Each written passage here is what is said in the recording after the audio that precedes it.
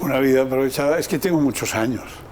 Entonces, en los muchísimos años que tengo caben muchas cosas. La única cosa que tenía que caber era mi voluntad de cambiar. Mi voluntad de responder al hecho de que me aburría, me enfurecía, me hartaba una actividad y quería cambiar a otra. Y esa voluntad es la que sirve al final para hacer una vida plena. Y un senador demócrata decía, ¿qué vamos a hacer? ¿Qué vamos a hacer? Y miraba a sus compañeros de Senado y decía, vosotros que peleáis solo por el poder, ¿qué vais a hacer con una matanza así? Y esa matanza, por mucho que te digan luego, porque vendrán los de la Fox y vendrán los republicanos diciendo, eso era un loco que mataba, sí, un loco que mataba, pero tenía las armas, ¿no?, para hacerlo. Es una tragedia sin par esto de que el país que es el líder de la democracia, el líder, la encarnación de la libertad, utilice a sus escolares para mandarlos al paredón. Me parece terrible. Y o se ponen las pilas o aquello no va bien. Sobre todo porque, claro, ocurre una matanza, escándalo general. Tranquilidad porque no pueden con el lobby de las armas. Otra y otra y otra y otra y siempre lo mismo, es una tragedia.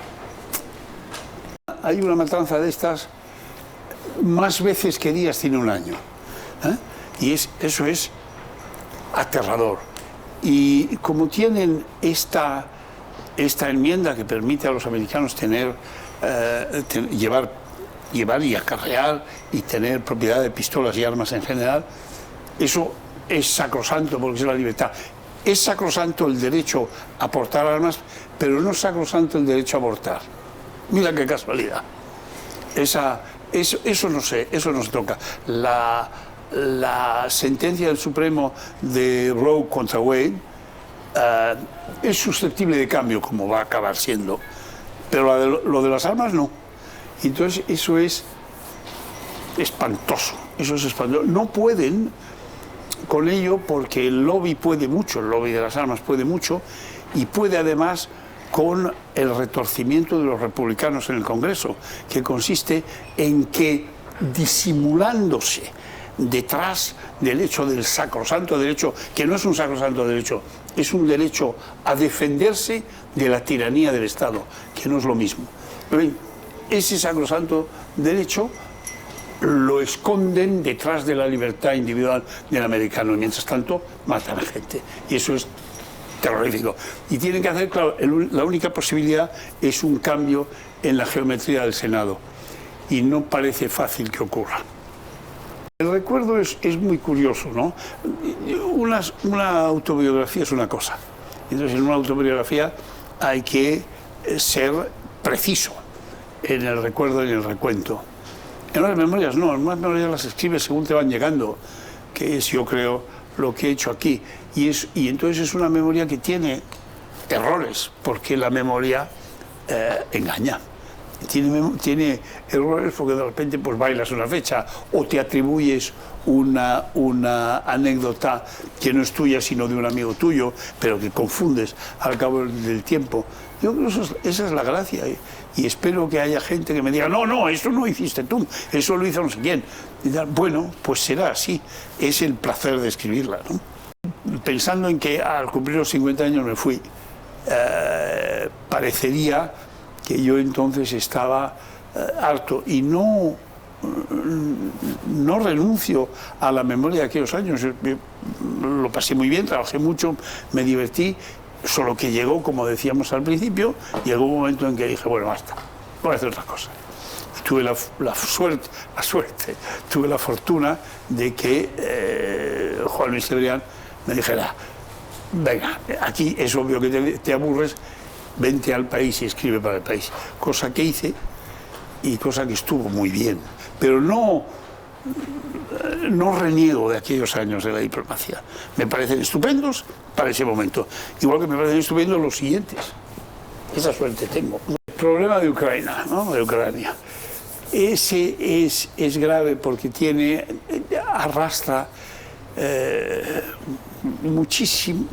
muchísimo desastre detrás, muchas ambiciones rusas, mucho Chernobyl, mucho esto es mío, mucha perrería de los rusos con Crimea, entonces ese tipo de cosas. Y el deseo de Putin de restablecer las fronteras serias que había cuando estaba el telón de acero en pie, ¿no? Lo que pasa es que no le está saliendo bien, porque primero su ejército es un desastre. No por nada, sino están mal pagados, están desmoralizados, les falta gasolina para los tanques, vamos, ese tipo de cosas, ¿no?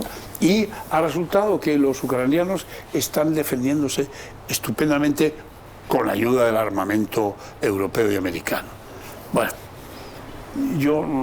esto no tiene más solución que se sienten en una mesa y acuerden un reparto, acuerden una paz. Pero el mundo está, gracias a Putin, cada vez más enfrentado en las fronteras tradicionales, aunque muchos de los países que entonces formaban parte del bloque soviético, como Hungría, Checoslovaquia, Polonia, etc., están ya en el otro campo.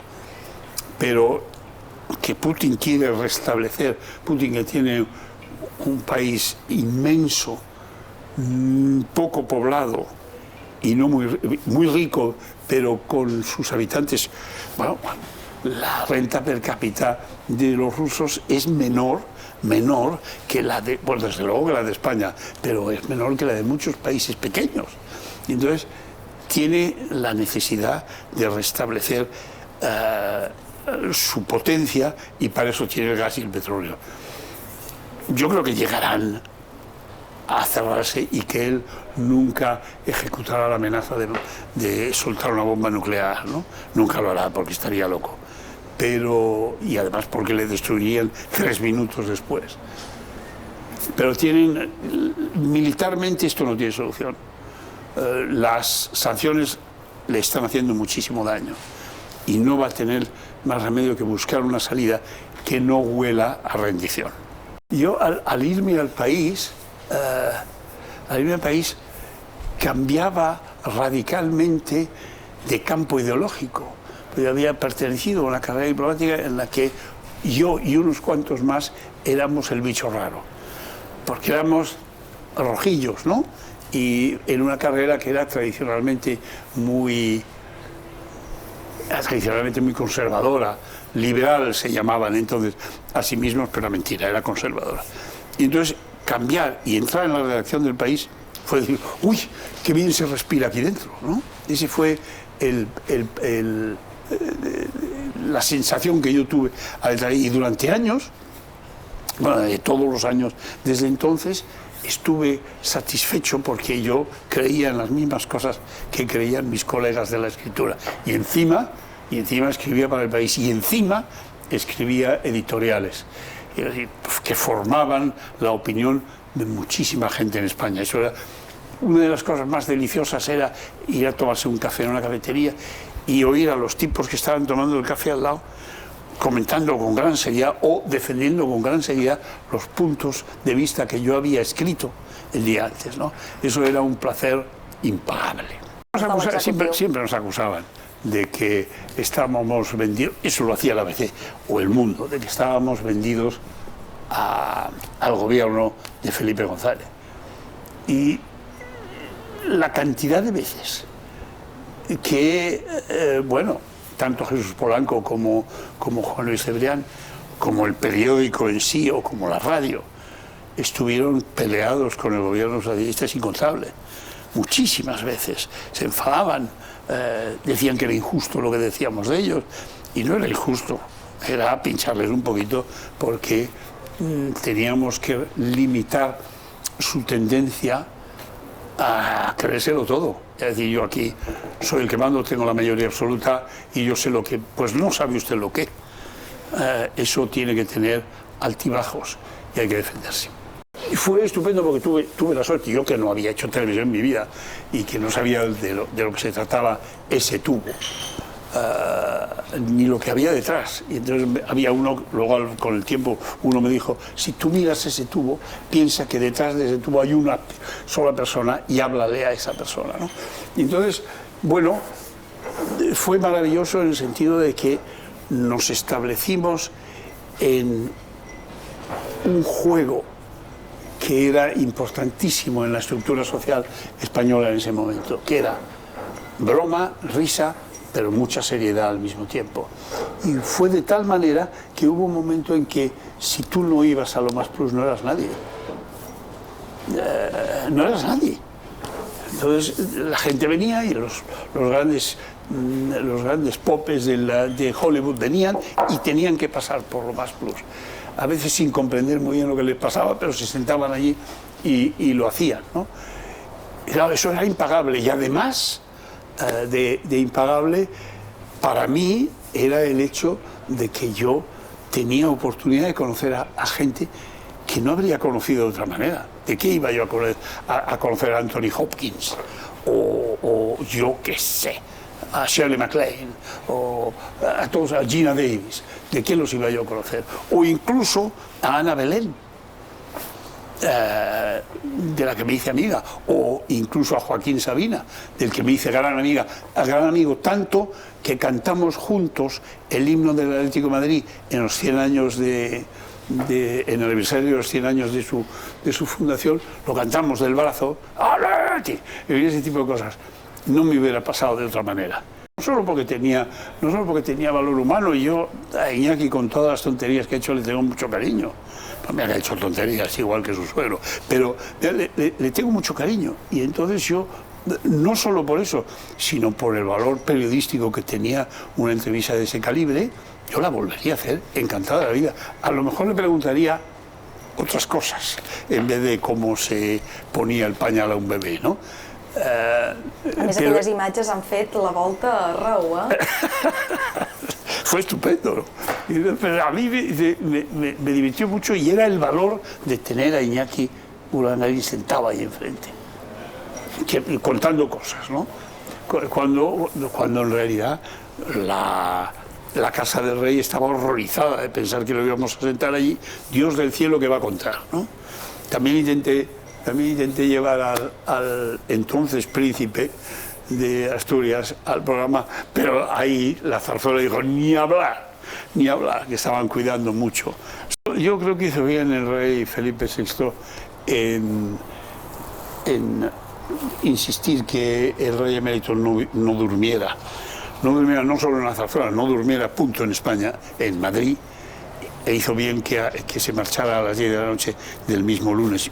A mí me parece un acierto, porque bastante complicado lo había puesto el rey emérito con su baño de muchedumbres entusiastas, como para encima añadirle el escarnio de estoy aquí en Zarzuela viviendo, que es mi casa.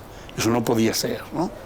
Y yo creo que le han dicho todos los que lo jalean, todos los que jalean esa visita, la prensa más conservadora que jalea esa visita, los estamentos sociales más rancios de España que jalean esa visita, le han hecho un flaco favor a la corona, porque han puesto delante de todos a un hombre al que se considera bastante corrupto.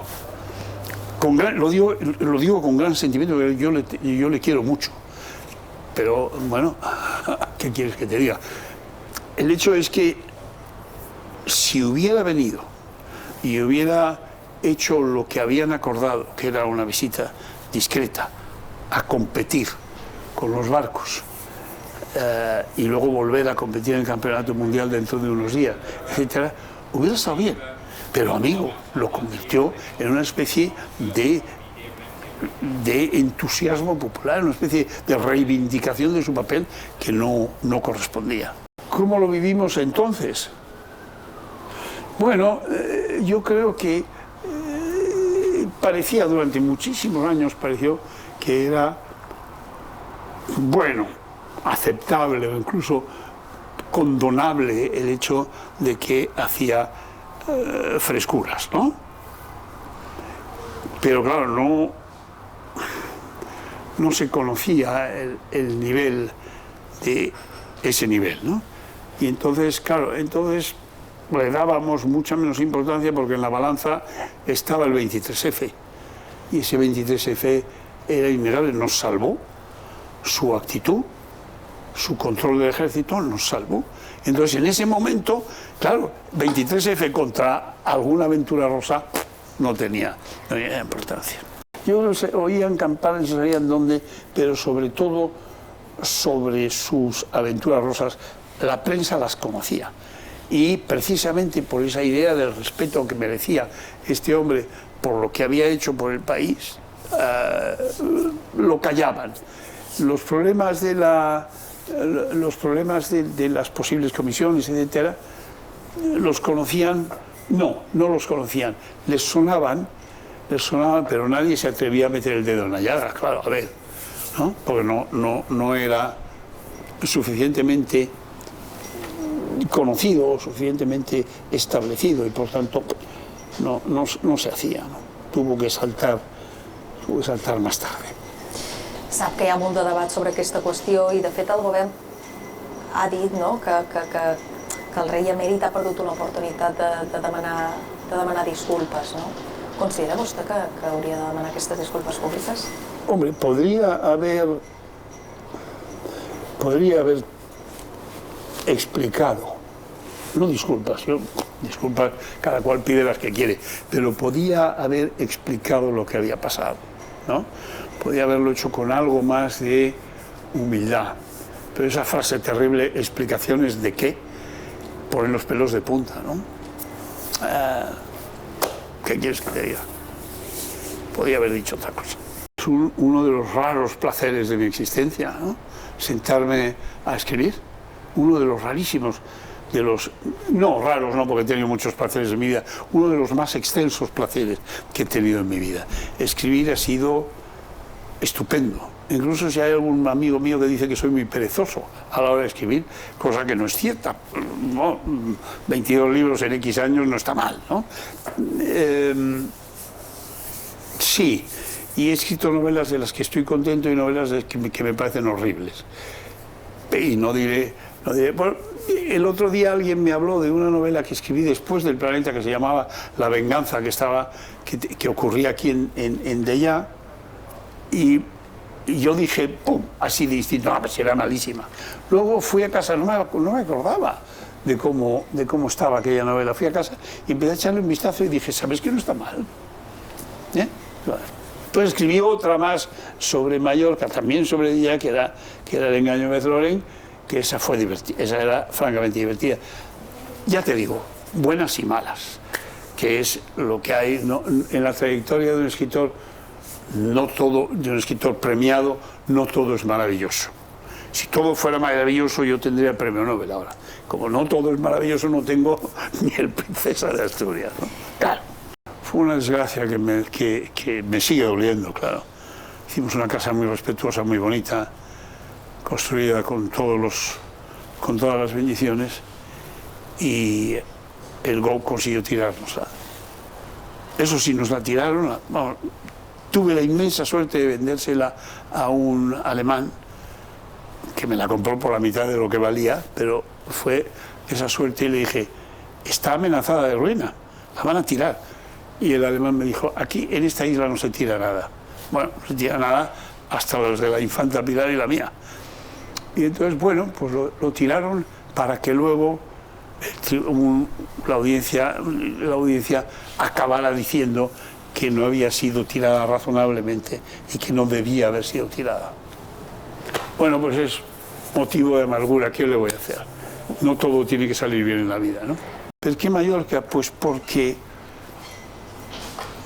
si eres hijo de diplomático, aunque luego te salgas de la carrera y te vayas a hacer otras cosas y tal, no tienes raíces, ¿no? Yo podía haber encontrado raíces en cualquier sitio y quiso la casualidad que las encontrara aquí. Estas son mis raíces, es mi país, ahora, mi jardín, ese tipo de cosas, ¿no? Es un placer, a pesar de que no siempre he sido bien tratado aquí, pero es un placer. Y por eso no me voy a marchar hasta que me muera, claro.